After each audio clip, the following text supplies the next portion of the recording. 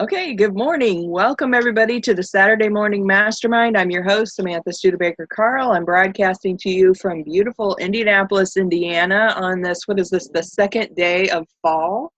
My goodness, it doesn't feel like it. It's nice and beautiful and warm here. I don't know what it's doing out there in Colorado. It's probably cold already, isn't it? But anyway, before we get started today, I just want to let you know what we're talking about. We are talking about the book, or actually chapter 4 of the book, The Slight Edge by Jeff Olson. And in this chapter, it talks about some of the main, the slight edge habits, those little things that you can do every day that determine the difference between success and failure. But before we start talking about that, if you are watching this as a recording, there's a link below this video where you can join us in our Facebook group, and you can also watch some of the previous sessions and some of our other books that we've studied as well. So go ahead and get down there, click those links, jump in our group, and then you can participate with us too.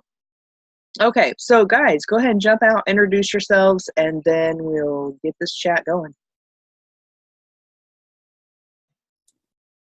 Hello, it's Clement out in Boulder, Colorado, and we are having, well, I don't know about this weekend because it's kind of rainy now, but we were having warm days and chilly nights. So we're definitely feeling the fall a little bit.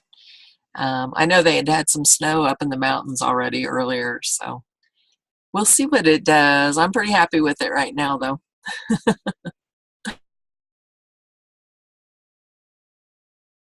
Hey everybody, Christina, Irvin here in Northeast Tennessee. It's a beautiful day here, but definitely can tell that the fall is here. All the trees are turning beautiful colors, so looking forward to the discussion.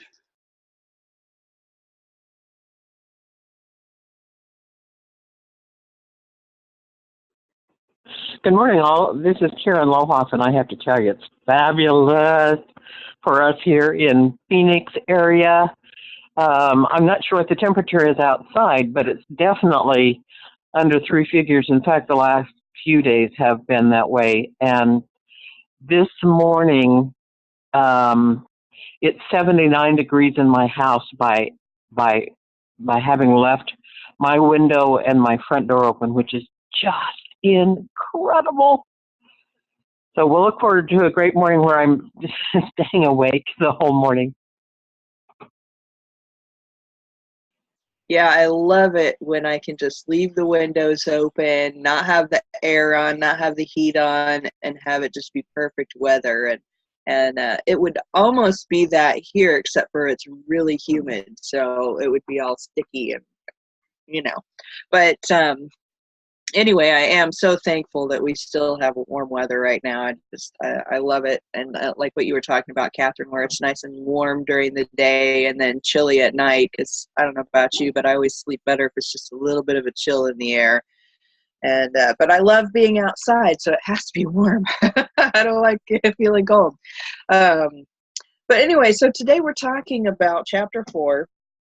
And Jeff, in this chapter, talks about how only 1 in 20 people are really successful in their lives. Of course, he gives a little bit of a description of what success might mean to somebody. And of course, he's talking about, that could be financial, it could be in your relationships, it can be in your career, it could be in any aspect of your life. And he's really talking about those people who are successful in all areas of life, and they just seem to always have everything go their way. And so he wants us to understand that there's just some simple little things that we can do on a daily basis that can help us go in that direction. I wanted to just mention, though, before we start talking about this chapter, is Catherine had posted something on Facebook just recently about some success that she's had. And I know that the success has not happened just instantaneously after one little action. And I'm hoping that you will tell us a little bit about that, Catherine, about some of the things that you have done over time that has helped you kind of create this success. So anyway, you want to tell us a little bit? Sure. No, it did not happen overnight. That's for sure. I so agree with this chapter. You know, my experience, even back with nursing, pretty much everything that I've ever done, when I was a waitress, you know, when I was picking up eggs at the chicken farm, um, there's people that do, and then there's people that don't do. And I think even if you look like globally, economically, there's like, I mean, it's so unbalanced, you know, but but when you break it down, there's just, I don't know what these numbers are, but there's always these percentages where there's people that have, people that don't have, people that do, people that don't do. And as you're getting into some of these businesses online, you know, and you start building teams, you're gonna see these numbers play out. You're gonna have people that show up, and you're gonna have people that don't show up, people that plug in and people that don't. It just seems to be there's a small percentage of people that will take those daily actions. Or, you know, if you miss a day, I mean, I've missed a day, you know, I've fallen off the boat, but then like the next day you have to pick up and get back to those daily actions again. And you just have to keep showing up and keep doing, you know, it talks about mastering the mundane, I think they call it, or something in this chapter. There's mundaneness to this stuff, you know, even though excuse me, we work for ourselves. For everybody here is an entrepreneur. um, we work for ourselves. I've now also taken on a salaried position on top of working my businesses, and it's interesting how, you know, they say if you need something done, give it to the busiest person. And they mention something else in this chapter about how work will compress into the amount of time that you have to do it, or something like that. I don't know, forgive me if I'm not quoting that right, but it's true. Like if you have 8 hours and you have this many things to do, or you have this many things to do, that's what you're going to do. You know, you're going to somehow, magic happens. And as long as you just keep busy from moment to moment and keep moving forward and doing those mundanes, those things get done. And as far as like physically, the process that I've come through, oh my gosh, you know, just constantly searching for things and trying things. And I just finally, you know, thank God I was given the right combination of things now to be able to.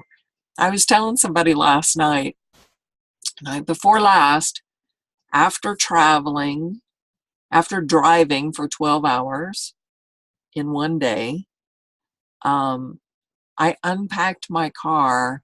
I carried the dog food, a full bag of dog food, which is 20 pounds. I had enough strength in my hand and my arm that I picked that 20-pound bag of dog food up in one hand, and I had, I don't know, a suitcase or two of my bags or something in my other hand. Now, just months ago, I wouldn't even have been able to pick up a full gallon of water. I mean, like, you know, we're talking huge progress here, but it hasn't been overnight. It's like a whole series of events that have now culminated.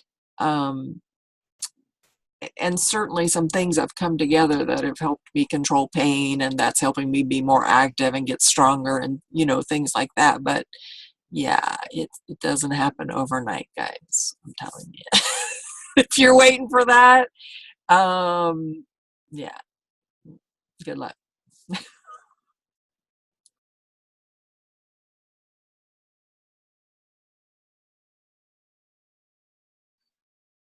Yeah, I love how he references the book, The Millionaire Next Door. Now, I don't know if you guys have read that book, but I read it years ago, and then I just listened to it again on audio.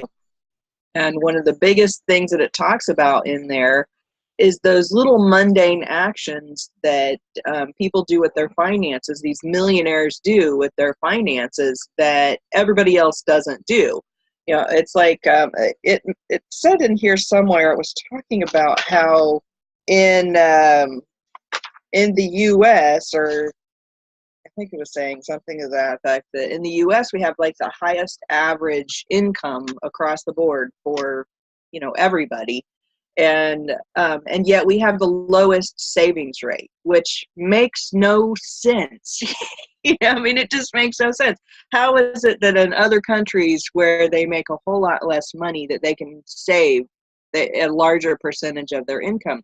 It doesn't make sense that they should be able to do that, and we shouldn't. But he's talking about this, supposedly everybody knows about the power of compound interest, but yet obviously folks don't, because if they did, then they would be saving more, because then they would have that potential to be, a millionaire, right? And and of course the first rule in that book is just to simply live below your means. But here in the US, not very many people do that. Mostly it's the other way around, where everybody spends more than what they're earning, and they're not saving anything. And it's sad. But, I've done it for years and years and years, and I just went right along with the flow of everybody else. And then here I am sitting here 40-some years old, and I'm going, if only I had just been setting $5 a week aside, just something, right? And of course, when I listened to, what is it, the Millionaire Mind Intensive just recently. And and I decided I'd had enough. I'd had enough of this whole financial ups and downs and woes and everything else. And I was just going to friggin' fix it. And that's when I started listening to more financial books and whatnot. And, in just a month's time, I've got, a couple $1,000s that I've just randomly set aside, just like little itty bits, and I know that doesn't sound like a whole lot to somebody who, has a bunch of money or whatever. But for me, being in kind of lower income job, and then my husband, even though we have a trucking company, it's still, we don't earn big income from it, it's still growing. For me, it's a big deal because I hadn't done that. I hadn't ever worked towards setting money aside. And now that I have, it's like, okay, now I have this chunk of money. I'm like, hey, I can invest in some, digital coin or something finally, right? I mean, it seems silly, but, and I know, and it's just a short period of time. Right now, it's a good time to buy. Right. I mean, it's funny that, that you mentioned that. And of course, I don't know, not everybody, but a lot of people have seen that whole Bitcoin thing happen, a while back, where, people were buying into that. Now it's worth what millions? I don't even know. I mean, it's ridiculous. And I don't know, in some ways you think, oh, okay, well, I'm too late, but we're still at the beginning of that whole thing. So, okay. So anyway, that was, just one of the thoughts that I had. What about you guys?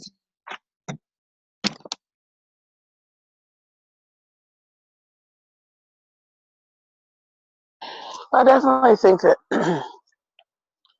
so far the book is like, for the, what's that cartoon, like the Simpsons, when he smacks himself on the head, he's like, oh, it's like, it's really that kind of simple and common sense. But everything that we are taught from the beginning, or let me say for me, from the beginning to what our culture reinforces, even in the world, daily, the notion that the mundane is done is like, it's crazy. No wonder nobody does the mundane. First of all, it's boring as heck. It's slow as heck. And we don't, we live in a world of immediate gratification. That's why everything's digital.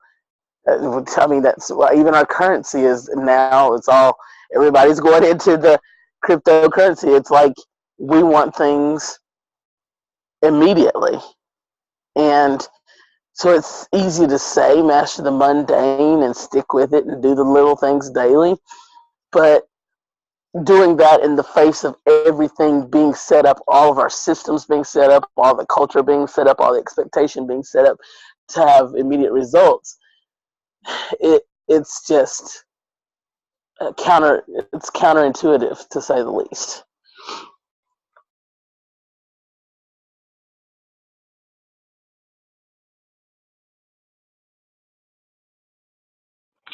I'm going to try and make some sense here. I realize that my phone, well, I don't know if it's my phone or if it's my ears, but I really couldn't quite distinguish what you were saying, Christina, and I'm so thrilled that you're with us. I think you have no clue how much it means to me to have you be a part of us and to share what you share. And so it's highly unlikely that I would say the same things that you would say, even a couple of words together. But if I do, it's just because I couldn't hear you and I didn't realize you had said them. But I was thinking about this whole idea of compound interest. I was taught how to use that and share it with lots of other people kind of early on in my entrepreneurial career. And yet, I haven't used it as that was being mentioned. I was thinking part of it is that I did it with a penny within a month, and you can be a millionaire if you take a penny and double it every day. I mean, it takes into the third week before you look and say, oh, so there's a little money here. But then you start doubling some big dollars, and anytime you double anything large, I know, well, oh, Jesus. Nice of you to get out of bed and join us. Anyway, anytime you double something large, and I know that from my weight, it's quite it's impressive, and not necessarily in a good way. If you double large amounts of money, it can be impressive in a good way. But our thinking, I think our thinking is something that just has to be focused and centered on for most of us in the financial arena, because we haven't been taught. The thinking that we've had just isn't that helpful.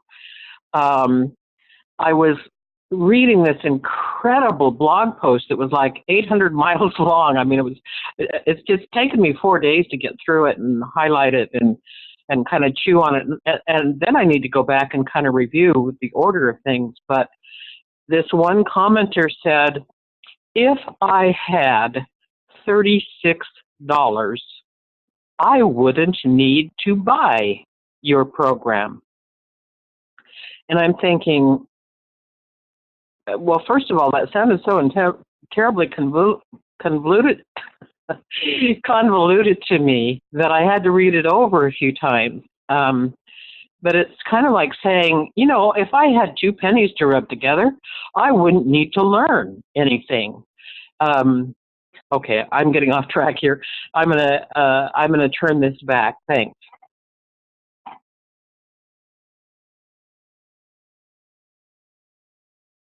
That's interesting, Karin. What blog post were you reading? What was it? Was it like a sales page? Is that why it's so long, or is it like what was it?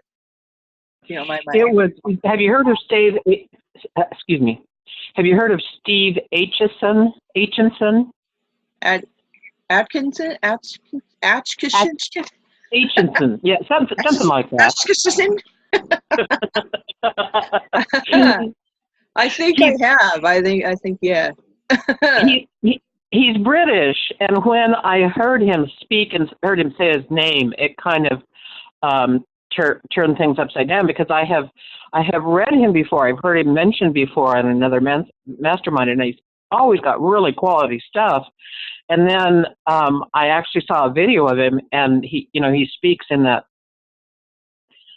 weird English. I think that's so funny, because whenever I talk to or write to or chat with anybody over across the pond, I can't help but remark about their twisted English. But he said his name, and it just like, okay. But I think it's called The Power of Magic. And he says, I've been wanting to write a post about the law of attraction for some time, but I don't really agree with the way it's being taught. And I had to come up with a different name, and so he comes up with magic. Well, we throw magic around. I mean, we all speak differently about magic, and I know the medicine call I keep trying to get on a Wednesday night.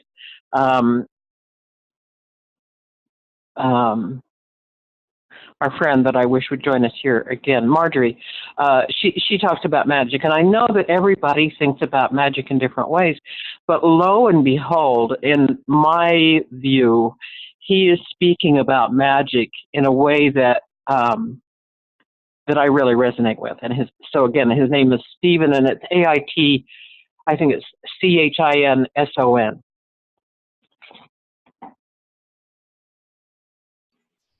Thanks, Karin. Maybe you could share the link to that blog post in our Facebook community. That'd be awesome. What was I going to say? Oh, welcome, Jason. How are you? Love that picture that you posted. Did you post that this morning? Were you outside on the bay this morning, or wherever you were? I can't hear you. You gotta unmute. There we go. There you are. Good morning, everybody. No, that picture was from the first day of snook season down here, which is the September 1st. And it was a great morning, and I just could see it caught some snook. So, but yeah, it was a great time, and we got up really early, and it was beautiful outside. I'm trying to string together the video, but I've just been so busy with everything else, with work and hurricane since then. So still cleaning up, but yeah, thanks. Glad to be here. Happy to be on. I'm a little bit lost as to where we are in the book. I was looking to see where how we were going through this book. Was it chapter by chapter each week, or what chapter are we on? I don't even know. 4? Yeah, we're on chapter 4. You know what we forgot to do is we forgot to read like the essential points from chapter 4 at the beginning of our discussion.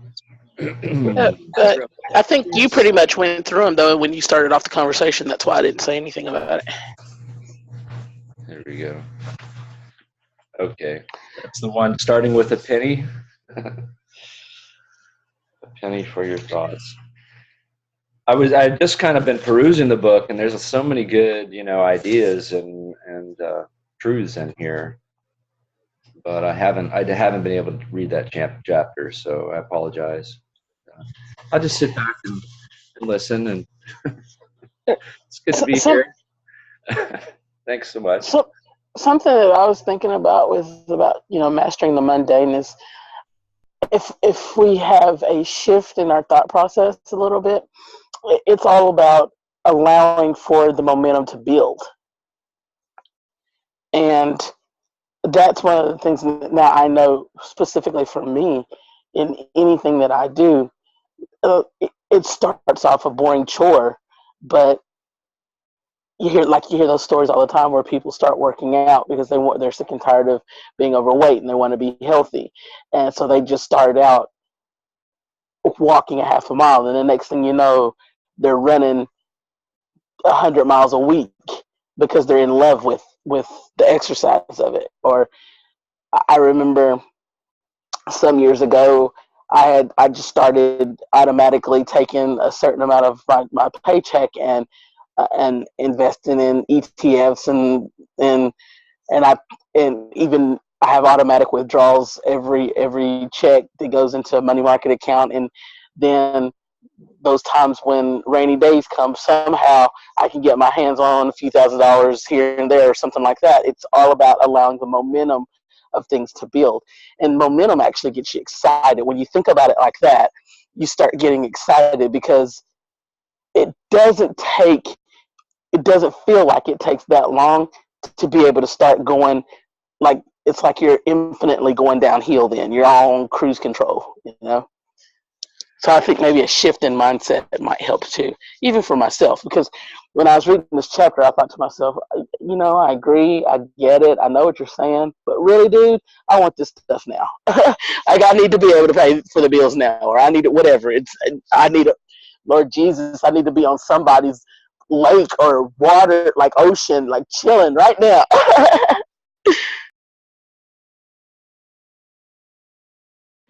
Yeah, I agree with you, Christina. You know, I think that that's the biggest thing is we want stuff right now.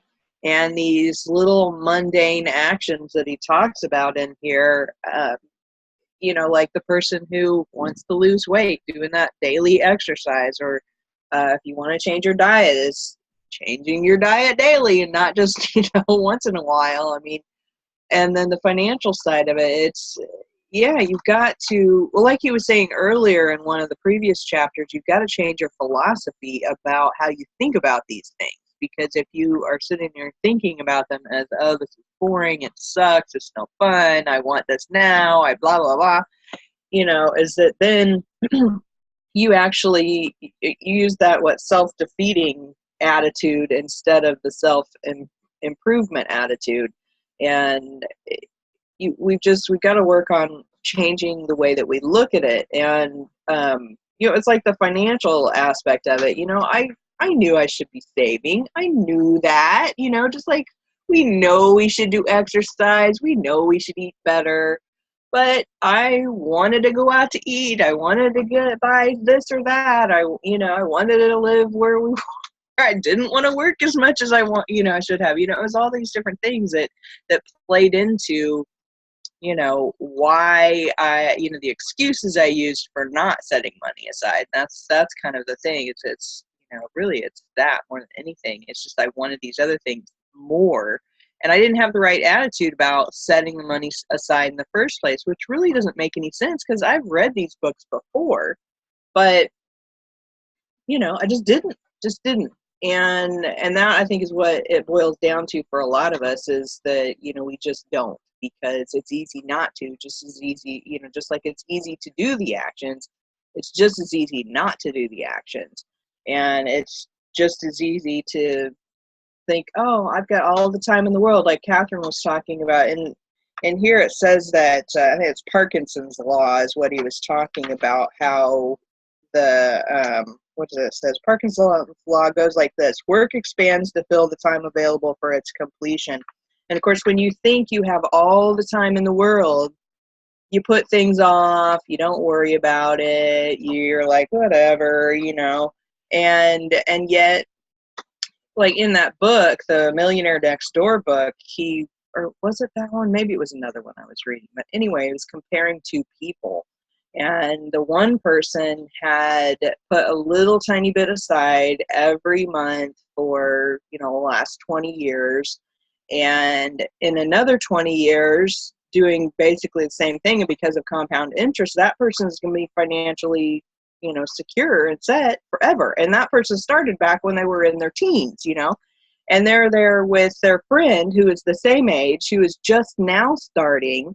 And that person is going to not have as much financial security as the person who started, you know, years and years and years ago. And, you know, and I look at that and I'm like, well, shit. You know, okay. What's that saying? You know, the best time to start something is 20 years ago, and the next best time to start is now. And, you know, and that's what we got to do, right? We got to start now. And whether it is, you know, working towards financial freedom, whether it is working towards having better relationships or having better opportunities in our career, our health, or whatever thing it is we just got to start right now. We got to have a better attitude about it.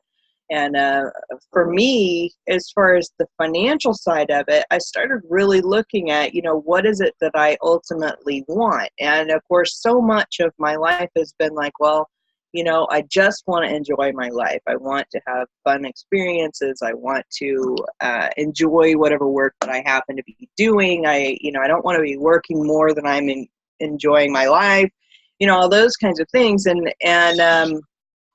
And so then when I started thinking, okay, well, ultimately, if I want to get the most enjoyment out of my life, is that I've got to start doing this thing with the financials so that when I get to be 80, you know, I'm not still having to do this mundane physical labor in order to just survive, right? You know, so for me, that's what changed as far as that goes. And And I just got to start remembering that in the moment when it comes down to what. There's another saying that I heard, and this was from a farmer, and the farmer was like, you can either eat your seeds or you can plant them.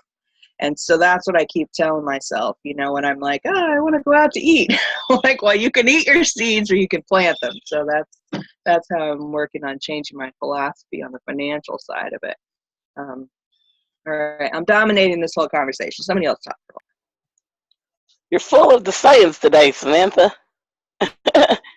You got them already. When you were talking, though, it did make me think. I think one of the number one mundane things that we can master would be the company we keep and the people that we meet.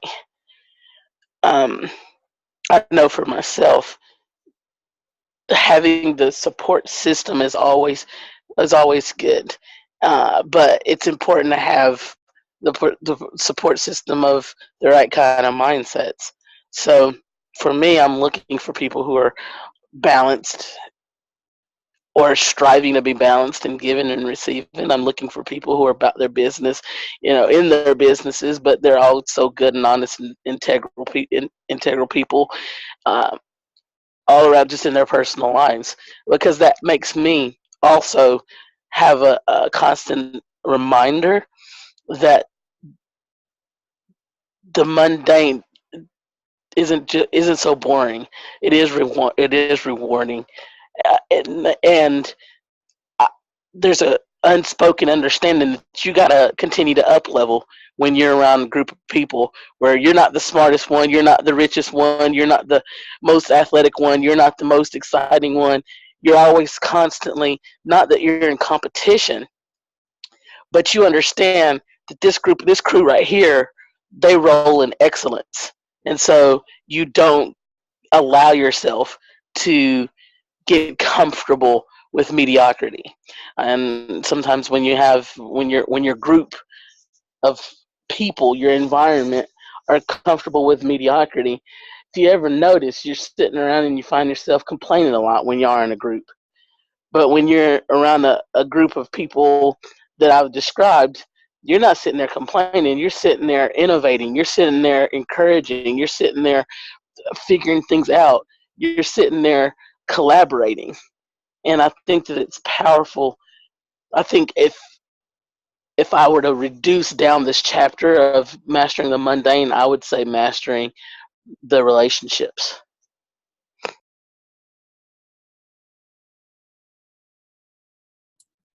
Yeah, absolutely.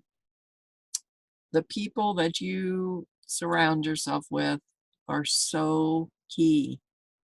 And if you can surround yourself with people from that 5% that are the doers, oh my gosh, miracles can happen in your life just from, like you said, not competing, but just from knowing that everybody is striving for excellence. Nobody is accepting mediocrity.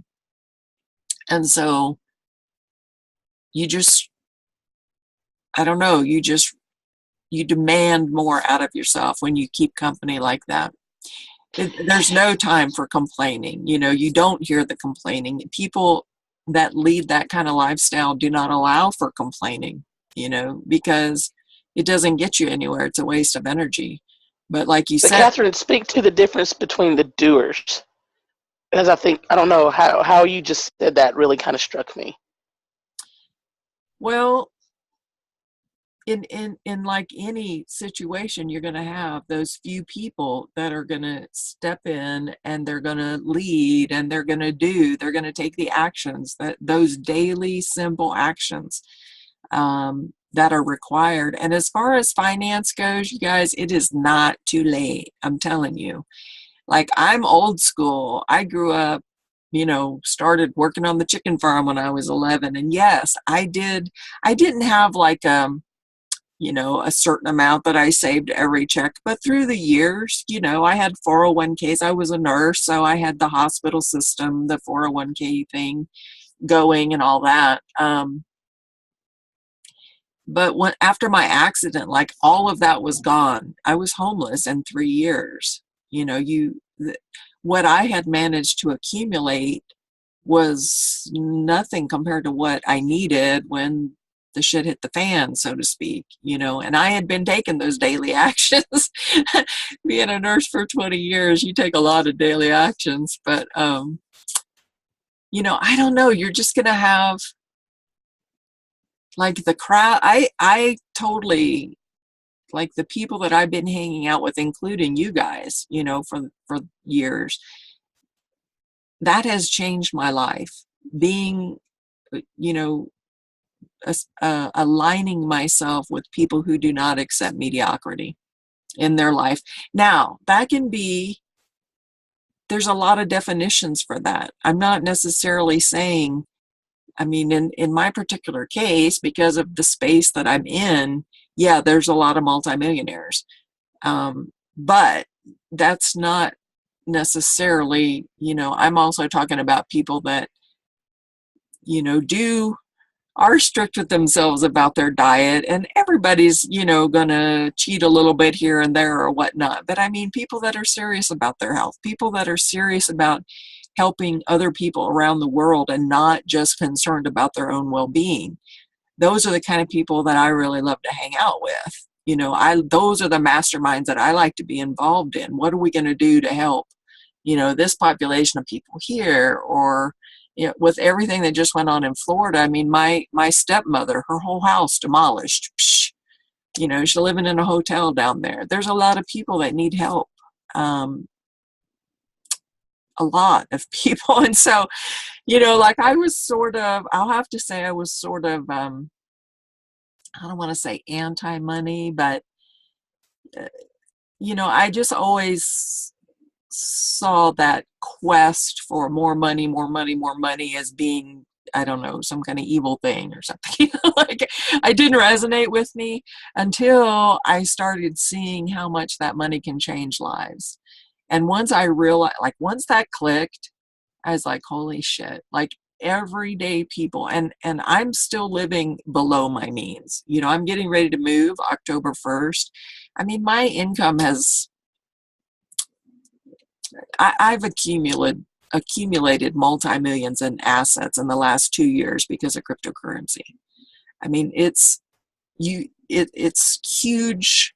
If you know what you're doing, you can take a little bit of money and turn it into a lot. And there's no guarantees. It's like one of the riskiest industries that you can be in. But having said that, you know, you can make huge returns in it. And knowing what I have, what I'm sitting on, and then just my monthly income has doubled or tripled, you know, I could move into pretty much anywhere I want to move into around here. But where am I moving? I'm moving into a place that's, you know, better than where I'm at, but like it's only going to increase my rent a couple $100 a month because I want to take that money. I'm saving up to buy land, to build my healing center. I mean, I have plans that I'm working towards, and just jumping into, as much as you guys know, like, I love living by myself, way out in the middle of nowhere, whatever. I mean, I could really go for something right now, but it's like, no, I'm not going to do that. I'm going to live below my means. I'm going to continue to save that money and take that money. Now that I know that I can take a little bit of money and make it into a lot, like, I'm excited about that shit. So I'm going to take that money I'm saving and I'm going to be, you know, putting it in cryptocurrencies and growing that, because the 401k returns. I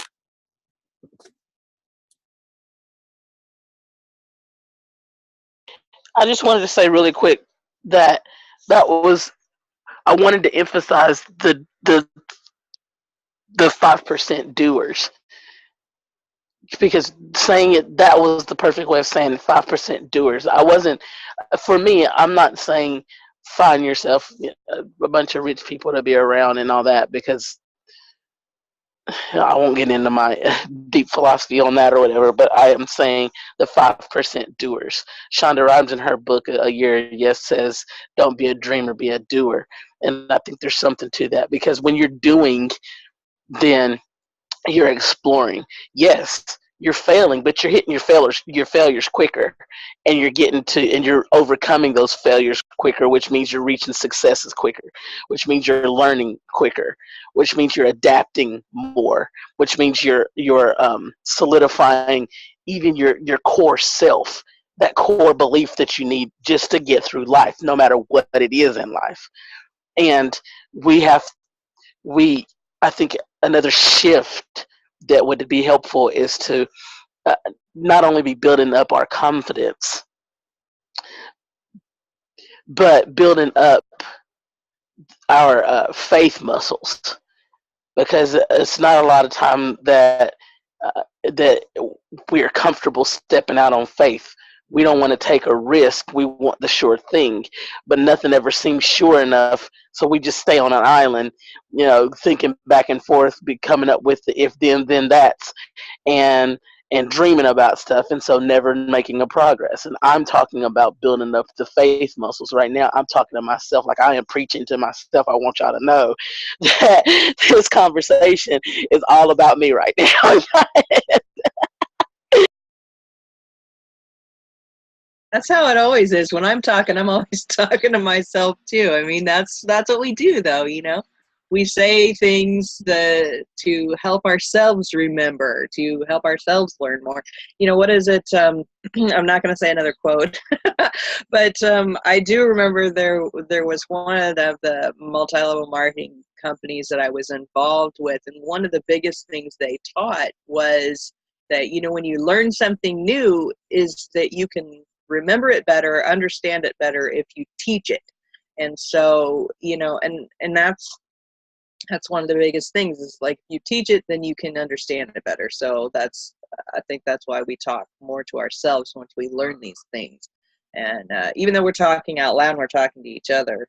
That's why we share, right? Jason, what'd you think?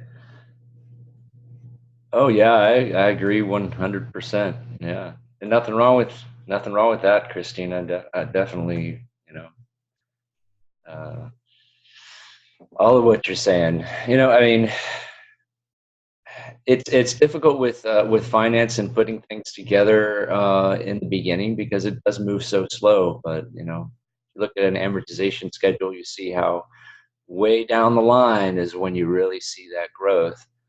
And so if you have that faith, if you know how it works and you understand that, then you can have that faith and you can have that belief, and you can act on that. And when you're just starting out and it's really slow, you can realize that, well, that's not your only means of generating your wealth. So you can start with other things.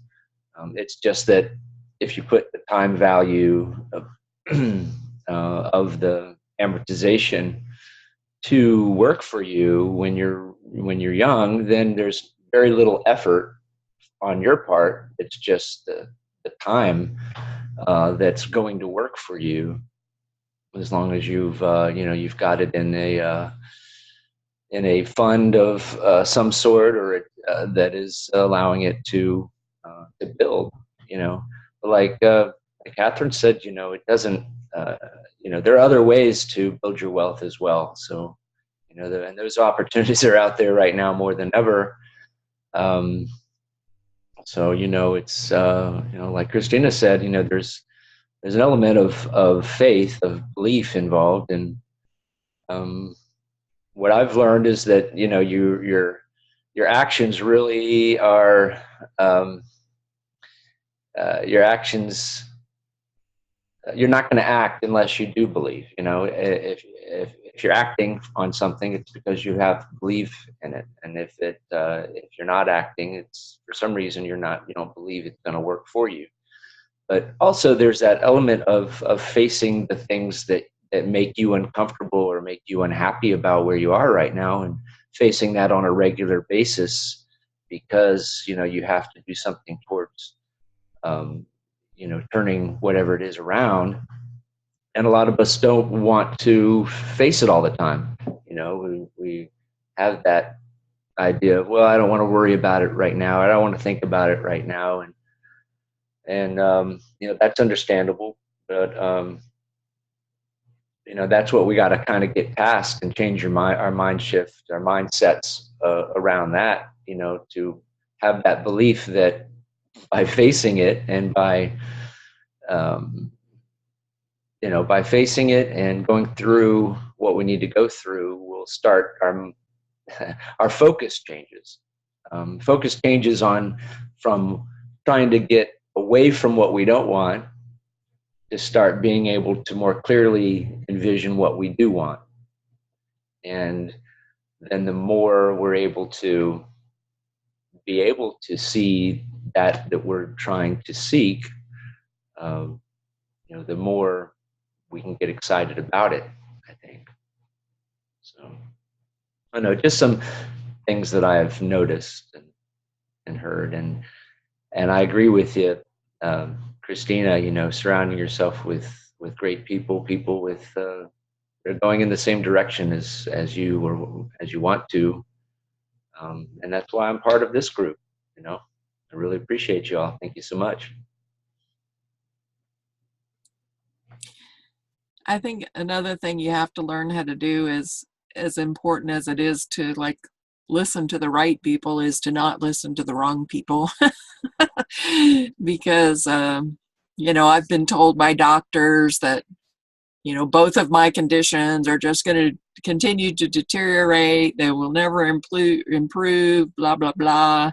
I've been told by dear friends to just get comfortable with my place in life, which, it's so right. I'm so grateful to that person, actually, because that statement rubbed me so wrong. It propelled me into action.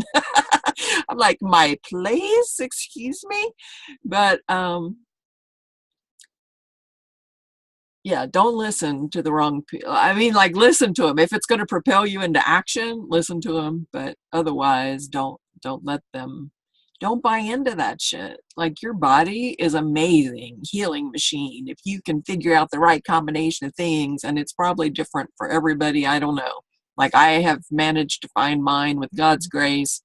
I'm healing, but I imagine that it's going to be a different combination for every person. So just don't listen to that stuff that your body's not going to heal, or a condition's not going to improve, or you're going to get worse, or just because your family had it. That's crap. I mean, guys, look at quantum theory.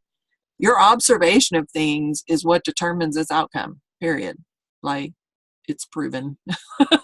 So be very, very careful of your observation of things, because it does matter.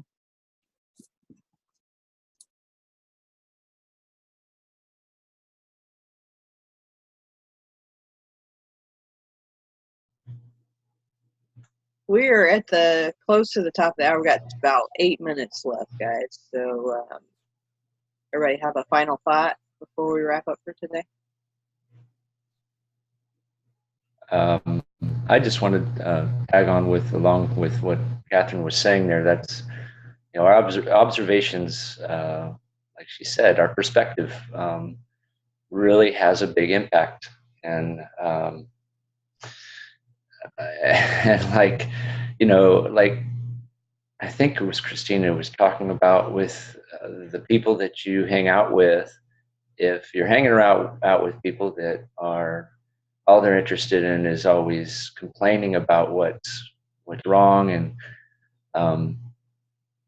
if you're used to that, and then you start, that's not a good thing. But then if you switch and you start hanging out with people that are more focused on creating changes in their life, and you start your conversations, at least I'm compelled to not even, once I start talking in groups like this, it's like, okay, let's stop talking, let's start doing, because it's like almost that as soon as you start not focusing on what's going wrong and you start focusing on how you can make things better, it's like it's an immediate shift, or immediately compels you to want to go ahead and take action towards it.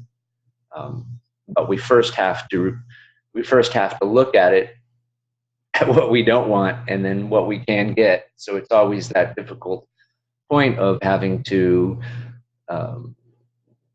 be sincere with ourselves and you know, step into, you know, the realities of what we don't want and what we're not happy with ourselves, or what's going on around us, or whatever it is we want to change. Have to notice that and kind of be in that for a moment so that we can realize, and that's the uncomfortable part, is, you know, that people don't want to do, is to even think about it. But you can get past that into the planning stages, into focusing on what you can do to make things better, even if it's just going to talk to somebody about it. And I mean, then it's okay, let me go talk to somebody about it. Let me, you know, and then you can focus on the actions, and it almost just compels you to actually take action. I don't know, but anyway, great, great again to be here, you guys. Thank you so much. You all have a great weekend.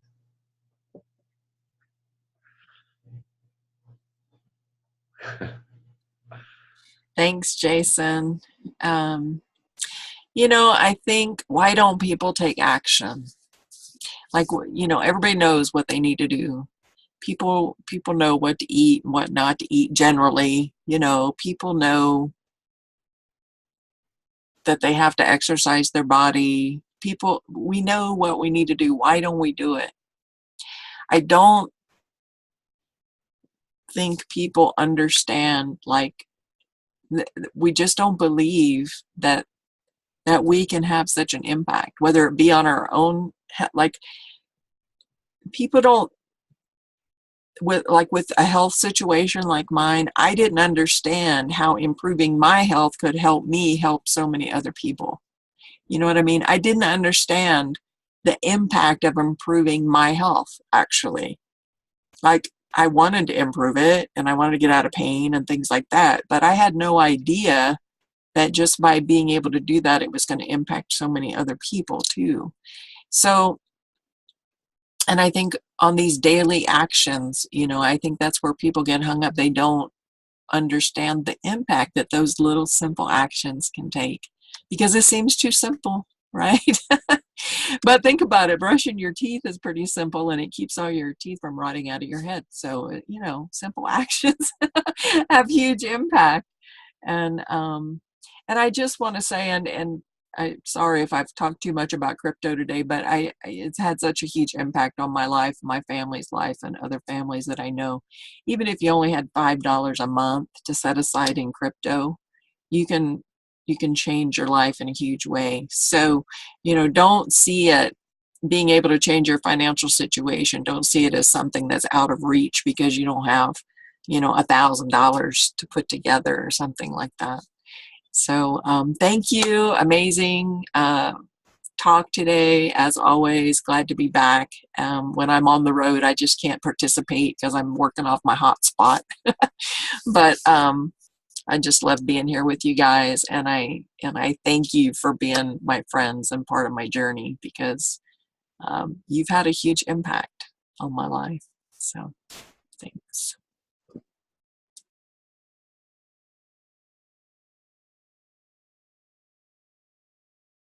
Karin, do you have any final thoughts for today, or Christina?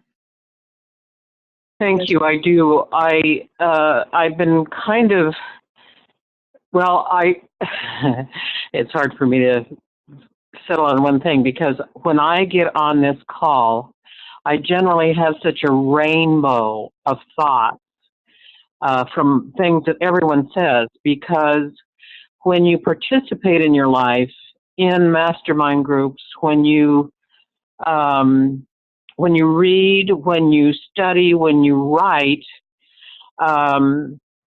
it doesn't take long before there are so many different aspects that you connect with, areas that you